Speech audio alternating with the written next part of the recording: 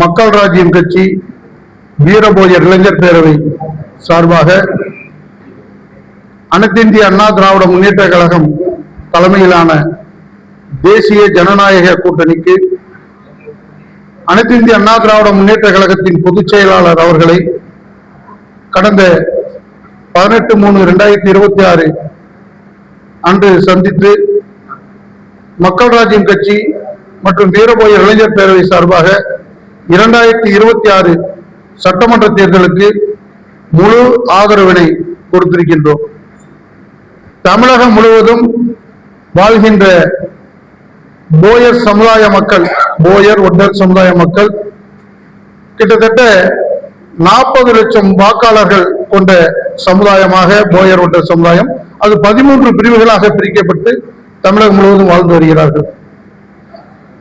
கடந்த திராவிட முன்னேற்ற கழக ஆட்சியிலே போயர் சமுதாயத்திற்கு மட்டுமல்லாமல் எங்களை போன்ற ஒடுக்கப்பட்ட சமூக மக்களுக்கு எந்த ஒரு திட்டங்களும் அறிவிக்காமல் 5 ஆண்டுகளை ஆட்சி கடந்து 90% நாங்கள் கொடுத்த வாக்குறுதிகளை நிறைவேற்றிவிட்டோம் என்று போலி வாக்குறுதிகளை கொடுத்து வரும் திராவிட முன்னேற்ற கழகத்தை தோற்கடிப்பதே எங்களுடைய மக்கள் ராஜ்யம் கட்சி வீரபோயர் இளைஞர் பேரவை ஒட்டுமொத்த போயர் ஒட்டர் சமூகத்தினுடைய மக்களுடைய எண்ணமாகும். காரணம், கடந்த அத்தனை தேர்தல்களிலும் இந்த சமூகத்தின் வாக்குகளை பெறுவதற்காக, இந்த சமூகத்தினுடைய வாக்குகளை பெற்று அரசு அமைக்க வேண்டும் என்ற நோக்கத்திற்காக போலி வாக்குறுதிகளை மட்டுமே கொடுத்து இந்த மக்களை ஏமாற்றி வந்தது திராவிட முன்னேற்ற கழகம். நாங்கள் அனைத்து இந்திய அண்ணா திராவிட முன்னேற்ற கழக தலைமையிலான தேசிய ஜனநாயக கூட்டணிக்கு ஆதரவு தருவதற்கான சில காரணங்களும் உண்டு. கடந்த அனைத்து இந்திய அண்ணா திராவிட முன்னேற்ற கழக ஆட்சியிலே எங்களுக்கு, அதாவது பொதுவா சொல்ல போனா எங்களை போன்ற பாமர மக்கள், ஒடுக்கப்பட்ட மக்கள், அவர்களும் மருத்துவம் படிக்க வேண்டும் என்ற நோக்கத்தில் 7.5% அரசு பள்ளியிலே படிக்கக்கூடிய மாணவ செல்வங்களுக்கு இடஒதுக்கீடு, தனி இடஒதுக்கீடு வழங்கிய அரசு அனைத்து இந்திய அண்ணா திராவிட முன்னேற்ற கழக அரசு. அதனால் பாத்தீங்கன்னா இன்னைக்கு மருத்துவ படிப்பில் ஏழை எளிய மக்கள், குடிசை வீட்டில் வாழக்கூடிய மக்கள் இன்று பாத்தீங்கன்னா இன்னைக்கு மருத்துவ படிப்பு படிச்சிருக்காங்க. அதே தொடர்ந்து பாத்தீங்கன்னா எங்களுடைய, அதாவது 68 சமுதாயம் கொண்ட சீர்மரபு பழங்குடியினர் சமூகத்தை சேர்ந்த 68 சமூகத்திற்கு, அதாவது 1978 பறிக்கப்பட்ட 310 அரசாணையை ரத்து செய்து மீண்டும் புதிய அரசாணையை 28-26 அரசாணையை வெளியிட்டு மீண்டும் டீநோட்டிஃபைட் ட்ரைபல் சாதி சான்றிதழ் பெறுவதற்கான வழிவகை செய்தது அனைத்து இந்திய அண்ணா திராவிட முன்னேற்ற கழக அரசு. அதிலே ஒரு சின்ன குளறுபடிகள் மட்டும் இருந்தது.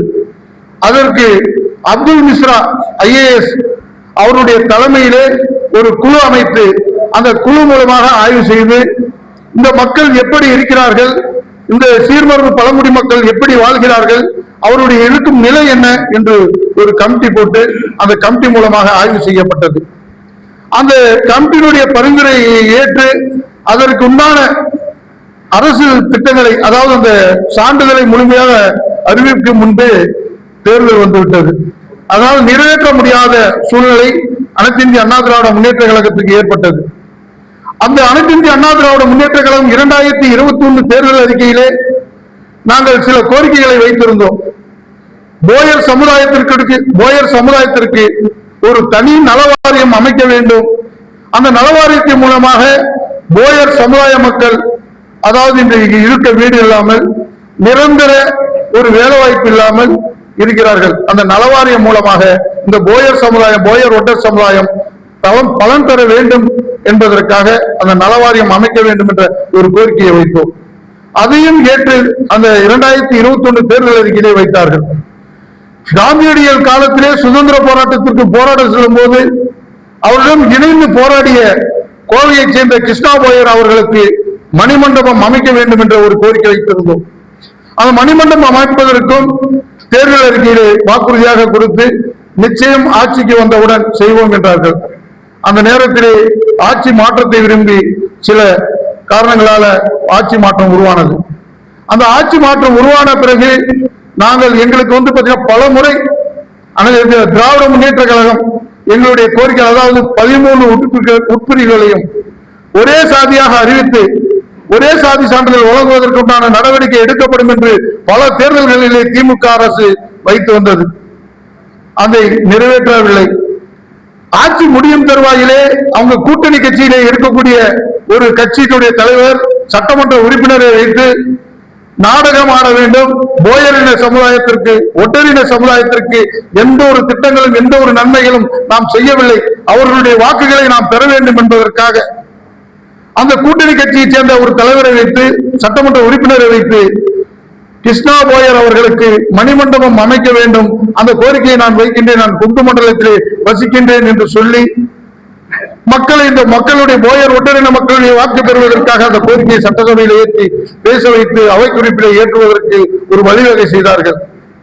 ஏன் இந்த கவல நாடகம் ஆடுவது? 5 ஆண்டுகளுக்கு முன்பு ஆட்சிக்கு வந்த உடனே ஏன் 4 ஆண்டுகளுக்கு முன்பு இந்த கோரிக்கைகளை வைத்து அதை பரிசீலனை செய்திருக்க கூடாத திராவிட முன்னேற்ற கழகம் என்றெல்லாம் எங்களுடைய மக்கள் ராஜ்யம் கட்சி சார்பாக, வீரபோயர் இளைஞர் பேரவை சார்பாக பல கேள்விகளை எழுப்பி பல போராட்டங்களும் ஆர்ப்பாட்டங்களும் பல பொதுக்கூட்டங்களில் நாங்கள் தெரிவித்திருந்தோம். இதையெல்லாம் செவி சாய்க்காமல் வஞ்சித்து வந்த திமுகவை நிரந்தரமாக வீட்டுக்கு அனுப்புவதே எங்களுடைய கொள்கையாக கொண்டு நாங்கள் அனைத்து இந்திய அண்ணா திராவிட முன்னேற்ற கழகத்தின் தலைமையிலான கூட்டணிக்கு நாங்கள் ஆதரவு தெரிவித்திருக்கிறோம் என்பதை பத்திரிகையாளர் வாயிலாக நான் தெரிவித்துக் கொள்கிறேன். பி.ஆர். சிவசாமி, நிறுவன தலைவர்.